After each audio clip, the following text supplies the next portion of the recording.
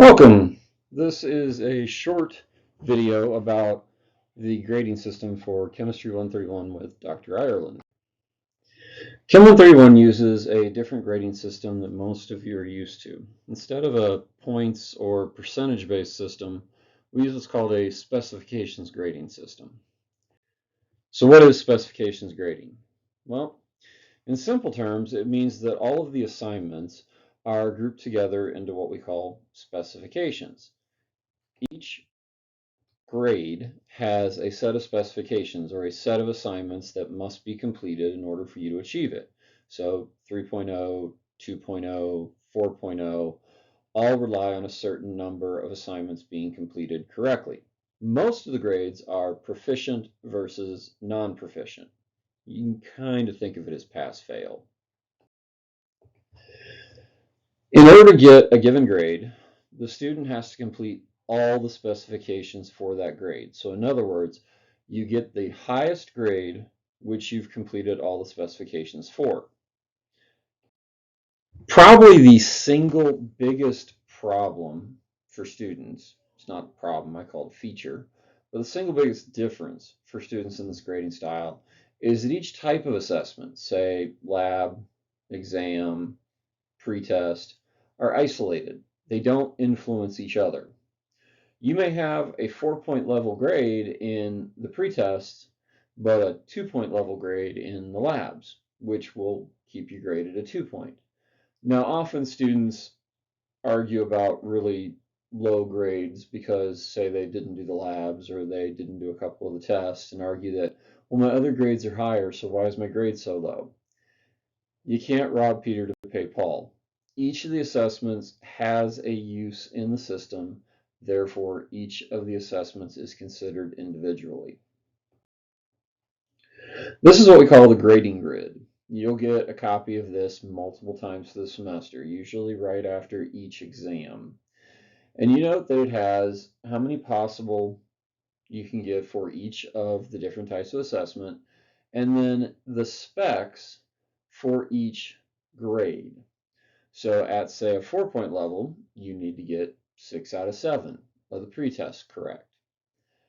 Note, none of these require you to be perfect to get a 4-point. All of them have a little wiggle room in order to get to the 4-point level. The first one here is a little different. It's kind of a trivial one, but it's important for a reason. Course prep is the set of 4 short exercises you have at the beginning of the course in the first week. These exercises serve 2 purposes. One, to show me that you're participating in the course, because by the end of the week, I have to report people who are not. And 2, to show me that you can do the things we need to do in JetNet, right? So each of the major styles of assessment are in there. Surveys, quizzes, uploads. So this is just kind of a basic, do you have the knowledge of JetNet necessary to succeed in this course? Anybody who continues in the course past the first week is going to have a 1 on this. That's why I call it kind of trivial. The second category are the pretests.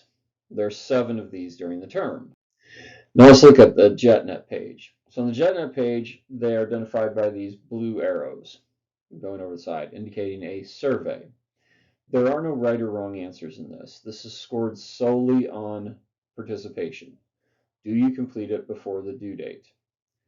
The purpose from my standpoint, the instructor standpoint, is it allows me to know what you do and what you don't know, right? What you do and what you don't know. So there are kind of 3 outcomes for any question. You know it and you know it. You don't know it and you don't know it. Or you think you know it, but you don't. And that last one is the hardest one to overcome because I've got to convince you you're wrong before I can tell you what's right. And I need to know where those pitfalls are. So I do a pretest before we get into the material. That way I get an idea of where to start the material at, where to focus on. The third specification are the chapter formatives. Now, the chapter formatives occur after the pretests. and they occur after we complete the material. These are self-assessment tools. You have to get 8 out of 10 correct on the formative for it to count as proficient. But you can take it as many times as necessary before the due date to get to that 8 out of 10. Granted, there are more than 10 questions in the test bank and it shuffles the questions in between each time, but it will allow you to gauge how good your understanding of the material you just completed is. And it also serves as good practice for the next assessment, which is the Part A summative.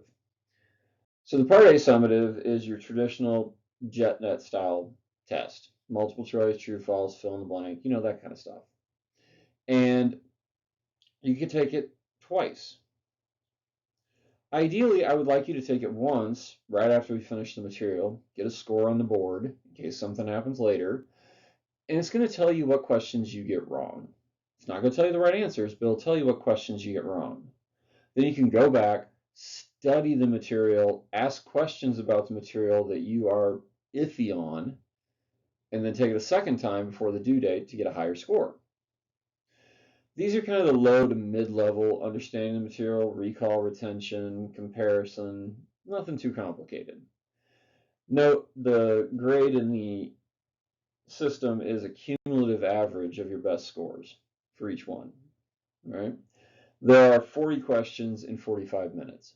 I do not use Respondus. You can consider these open note, open book, but if you try to look up every answer, you're not going to finish in time. So make sure to study beforehand and not rely on the fact that you've got your book and your notes available to you.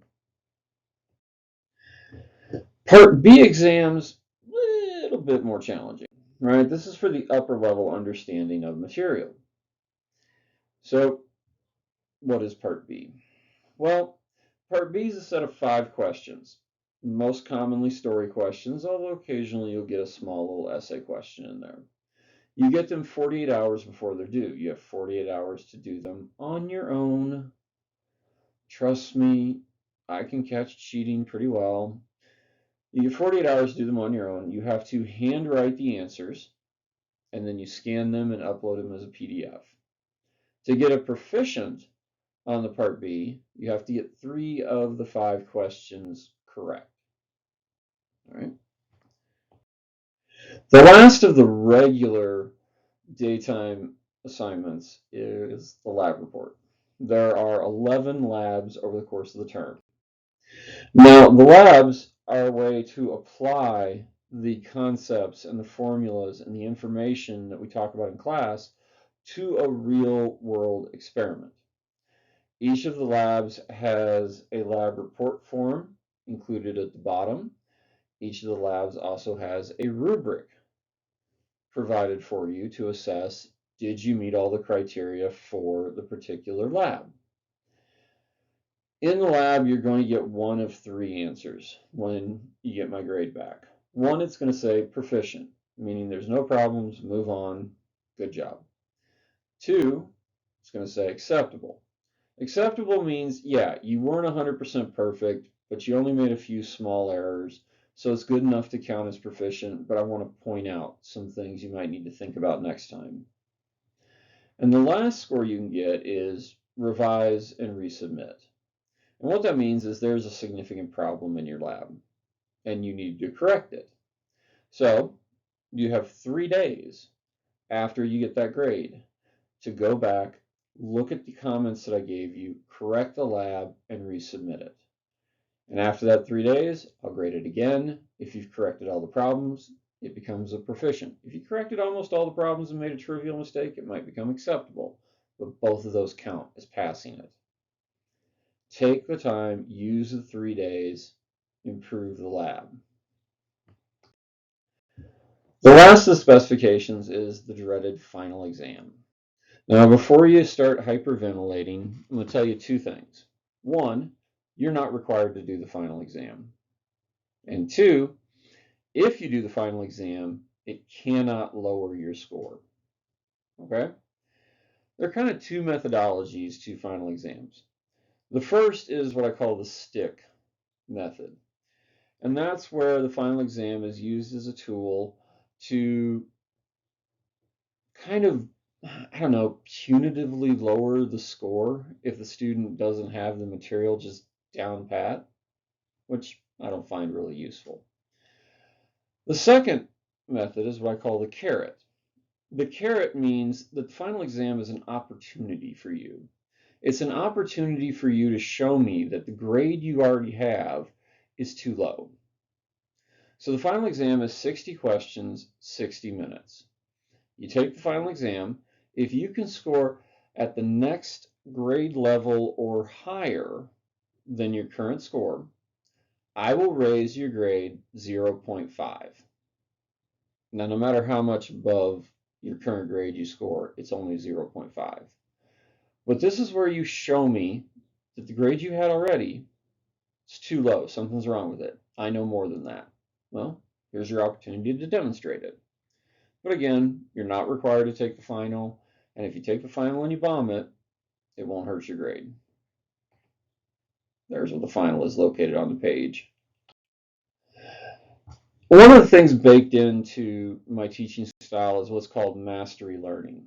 Mastery learning is the ability to learn from one's own mistakes. I can tell you all the things you did wrong, but until you look at the mistakes you made, you reflect on the mistakes you made, and you start thinking about how to correct those mistakes, you're not going to learn anything. That's why things like the chapter formative allow you to take them as many times as necessary to get to the passing grade. The idea is every time you take it and you get an answer wrong, you look at that answer, you go back to your resources, you go onto YouTube, whatever, and you try to figure out why you got it wrong and improve your score. Same thing holds true with the summatives. Now, summative part A, you get 2 shots at every time. That's standard. But one time during the semester, I will allow you to take one of your part A's for a third time to try and improve the grade further. Don't worry, it doesn't have to be right after you took the unit exam. It doesn't even have to be a week after you took the unit exam. It has to be before the last Wednesday of the course, which is the 20th of July for this course. Okay? For the last Wednesday. And you take that one, third try, best of the 3 scores counts. Likewise, on the part B's, you can take one of them over. However, it's going to be a new set of questions. I already gave you the answers to the original questions, so I can't just give you that. I have to give you a new set of questions. You have 48 hours. You can redo it. Some people don't want to redo part B's, but they want to do 2 part A's. So I do let you exchange your part B to take another part A if you want to. And last but not least, we already talked about the 3-day revision period in the lab reports to correct your work. So let's pull this all together for Bob the Builder, all right? So I've taken Bob the Builder, I've put his final scores into the grade grid, and then I've highlighted the grid as to how far up each of his scores counts. And you'll notice the vast majority of his scores are 3.5 or 4-point level. Step 1, the exam score. The exam score is barely above the 3-point mark. So before the final, he has a 3.0. If Bob doesn't take the final, he has a 3.0. If he takes the final and bombs it, he has a 3.0. But Bob took the final and he didn't bomb it. He got an 82 out of 100, which is the grade level above where he was currently at. He was currently at a 3. He scored at the 3.5 range, which means that Bob's final grade is now a 3.5. And that's how he gets to his more realistic grade. You got to show me that you deserve the 3.5 instead of the 3. I hope this has helped demonstrate how the system works, and I'll see you in the live sessions.